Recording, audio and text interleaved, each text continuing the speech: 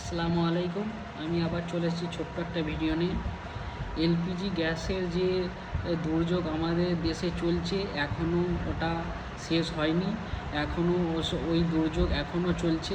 আমি সরকারকে বিনীত নিবেদন হিসেবে জানাবো, এখনও এলপিজি গ্যাসের যে দুর্যোগ ছিল এখনও আছে। এখনও অনেক জায়গায় এখনও ওই সমস্যার সমাধান হয়নি।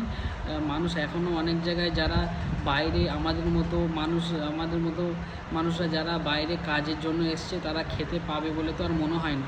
যা পরিস্থিতি, এলপিজি গ্যাস খালি পড়ে আছে, গ্যাস পাওয়া যাচ্ছে না। আমরা এই মেহনত করতে এসেছি, দুটো পয়সা দেশে পাঠাবার লেগে এসেছি, কিন্তু এখন যা পরিস্থিতি আমরা নিজেই খেতে পাবো না।